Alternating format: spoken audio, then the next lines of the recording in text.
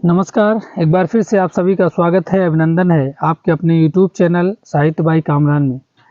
दोस्तों, आज की इस वीडियो में हम बात करेंगे बीपीएससी 4.0 हिंदी विषय एनसीईआरटी और एससीईआरटी पर आधारित और आपके पाठ्यक्रम में जो भी कवि दिए गए हैं, जो भी रचनाएँ हैं और जिन कवियों का वर्णन किया गया है आपके पाठ्यक्रम के अनुसार।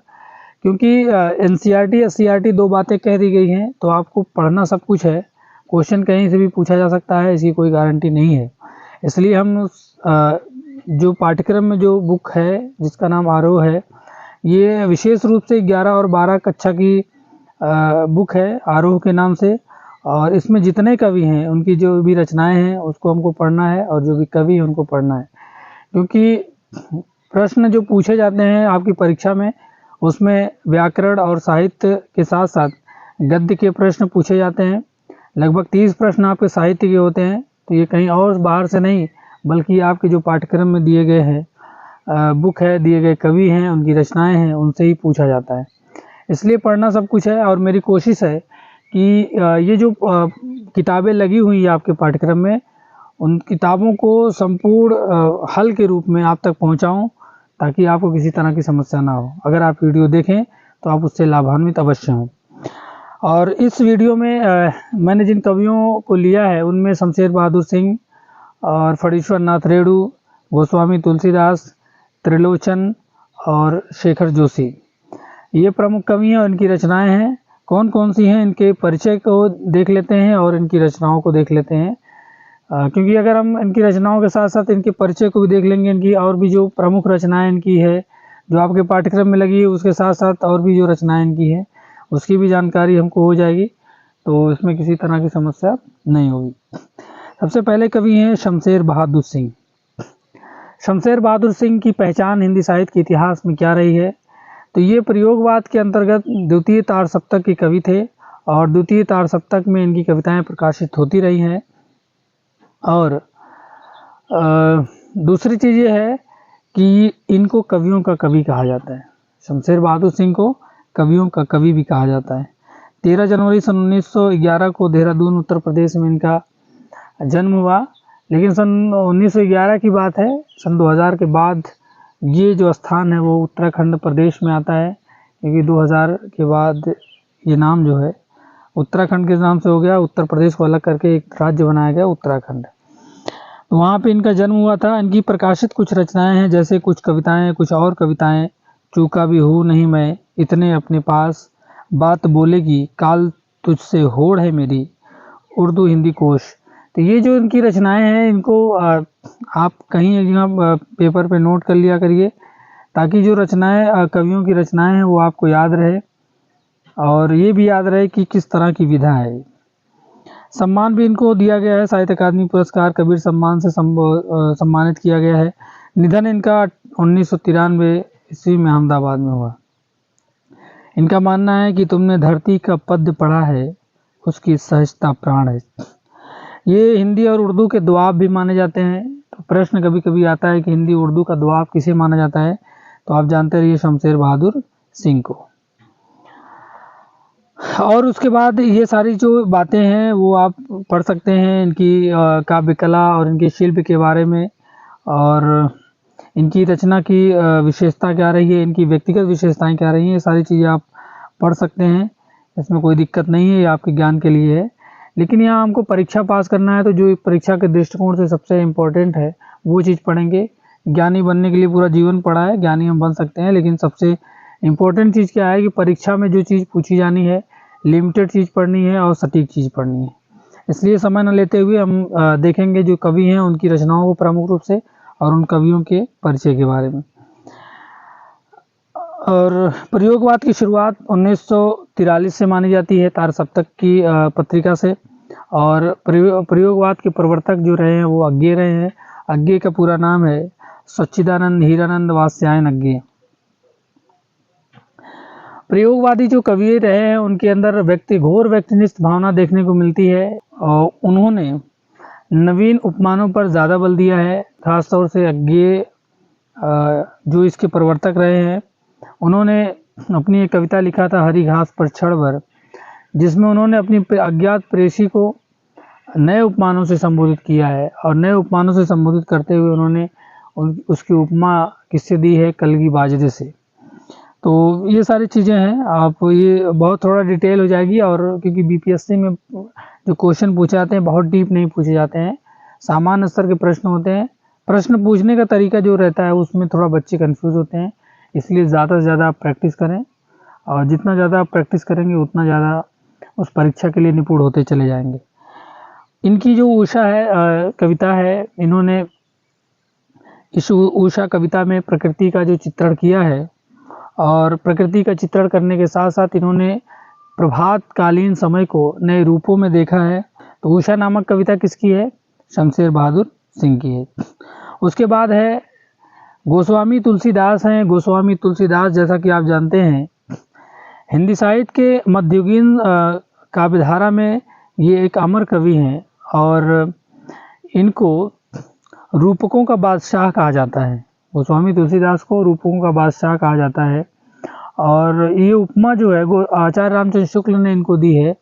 और गोस्वामी तुलसीदास भक्ति काल की सगुण काव्यधारा के अंतर्गत रामाश्रयी शाखा के स्तंभ माने जाने वाले कवि हैं, और इनकी भक्ति भावना इस दौरान रही है दास्य भाव की।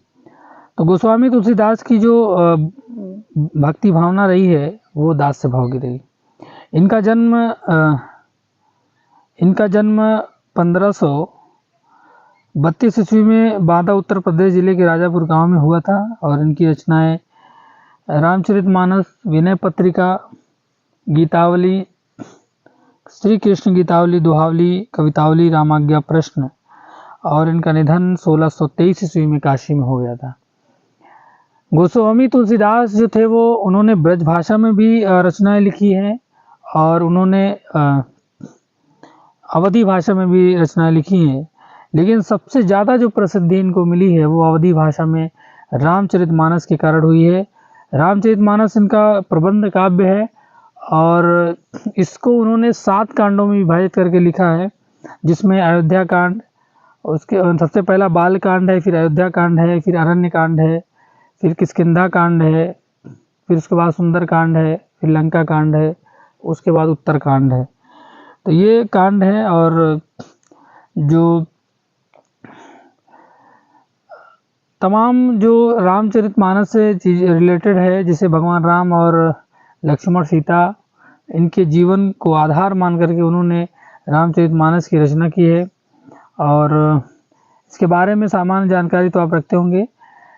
इसकी रचना काल के संबंध में गोस्वामी तुलसीदास ने कहा है कि संवत 1631 कथा कहूँ हरिपद धरि शीसा, हृदय सिंधुमति सीप समाना, स्वाति सारद कहीं सुजाना, जो बरसे बरबारी विचारू, होई कवित मुक्ताम निचारू, कीरत बनित भूति बल सोई, सुर सरिसम सबका हित होई।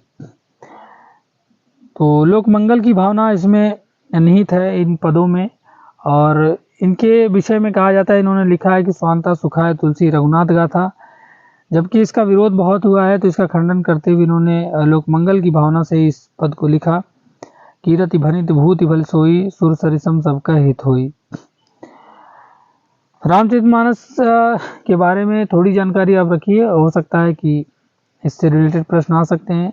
इसका प्रकाशन वर्ष क्या है, इसे कितने कांडों में विभाजित किया गया है, ठीक है, और इसके कांडों का क्रम क्या है, ये सारी चीज़ें। गोस्वामी तुलसीदास के बारे में ये सामान्य जानकारी थी, लेकिन आपके पाठ्यक्रम में जो दी गई ये चीज़ें, उसमें कवितावली से पद दिए गए हैं आपके, कवितावली के उत्तरकांड से, और कवितावली जो रचना इनकी है वो ब्रज भाषा में लिखी गई। बच्चों को कन्फ्यूज़न बहुत होता है कि कौन सी रचना इनकी अवधि में है, कौन सी ब्रज में है। तो जिस रचना में अंत में जो है ना का उच्चारण हो, ली उच्चारण हो, तो ये समझ जाइए कि वो रचना ब्रज भाषा में। विविध विषमताओं से ग्रस्त कलिकाल तुलसी का युग यथार्थ है, जिसमें वे कृपालु प्रभु राम व राम राज्य का स्वप्न रचते हैं। युग और उसमें अपने जीवन का न सिर्फ उन्हें गहरा बोध है, बल्कि उसकी अभिव्यक्ति में भी वे अपने समकालीन कवियों से आगे हैं। तो कवितावली आपके पाठ्यक्रम में इनकी कवितावली रचना दी गई है। प्रश्न आता है कि कवितावली किसकी रचना है? तो ये कवितावली जो है वो गोस्वामी तुलसीदास की रचना है। कितने कांडों में है? 7 कांडों में है। कौन सा कांड इसमें दिया गया है? तो उत्तरकांड दिया गया है। और सवैया छंद में लिखी गई चीज़ें हैं, और ये जो पद दिए गए हैं वो सवैया छंद में है। सवैया छंद में 22 से 26 तक होते हैं वर्ण।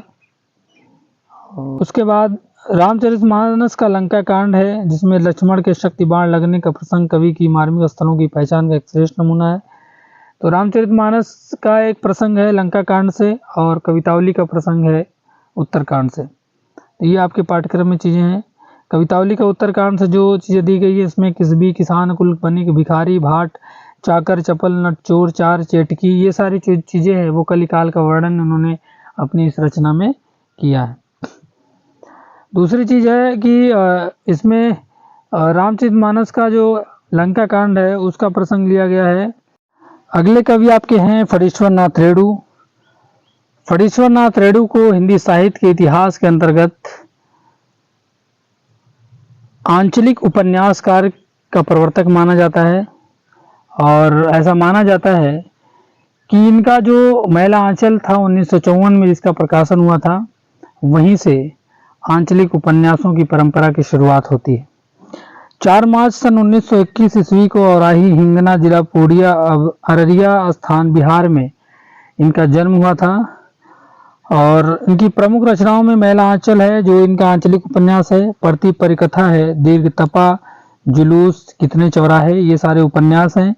ठुमरी, अग्निखोर और आदिम रात्रि की महक, एक श्रावणी दोपहरी की धूप, ये कहानी संग्रह है। ऋणजल, धनजल, वन तुलसी की गंध, श्रुत अश्रुत पूर्व, ये संस्मरण है। और नेपाली क्रांति कथा, ये रिपोर्टाज है।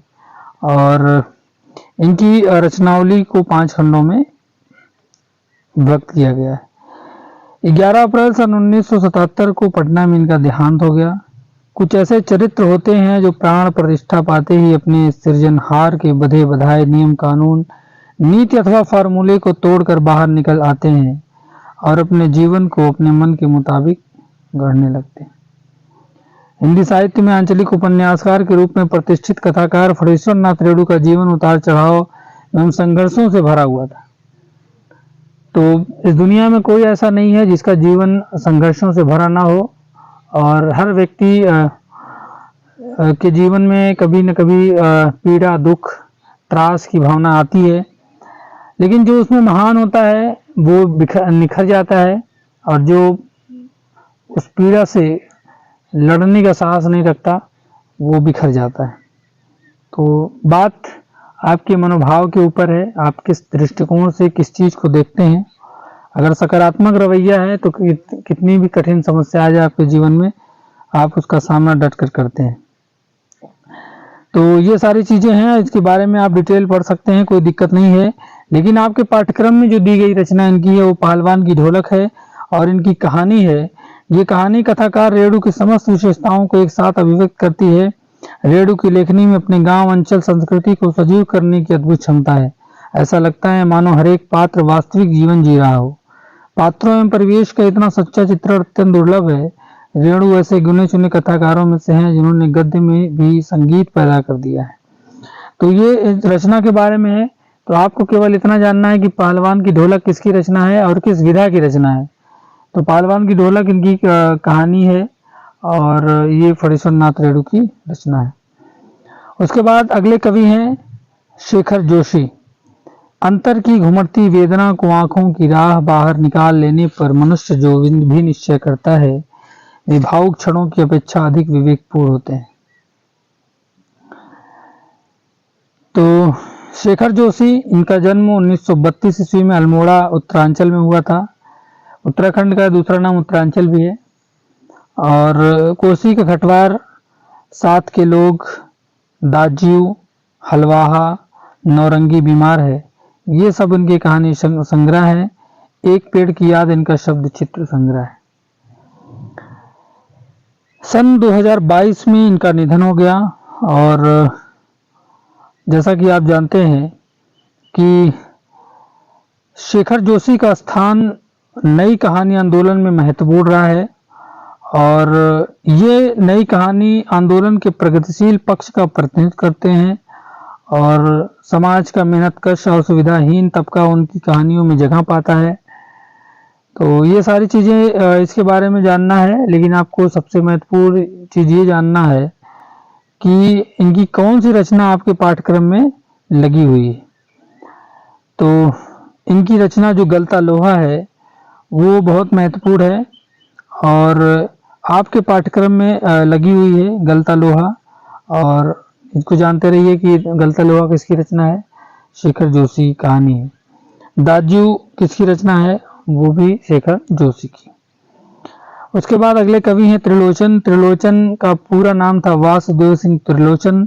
इनका जन्म 1917 को चिरानी पट्टी जिला सुल्तानपुर उत्तर प्रदेश में हुआ था और इनकी प्रमुख रचनाओं में धरती, गुलाब और बुलबुल, दिगंत, ताप के ताए हुए दिन, शब्द उस जनपद का कवि हूँ, अर्घान, तुम्हें सौंपता हूँ, चैती, अमोला, मेरा घर, जीने की कला, ये इनके काव्य हैं। देशकाल, रोजनामचा, काव्य और अर्थबोध, मुक्तिबोध की कविताएं, ये इनका गद्य साहित्य है। और हिंदी के अनेक कोशों के निर्माण में महत्वपूर्ण योगदान भी रहा है इनका। साहित्य अकादमी और सलाका पुरुष सम्मान से इनको सम्मानित भी किया गया है। सन 2007 में इनका देहांत हो गया। ये जो रचना है आपके पाठ्यक्रम में, चंपा काले काले अक्षर नहीं चीनती, ये धरती नामक काव्य संग्रह में संकलित है और ये कविता आपके पाठ्यक्रम में दी गई है।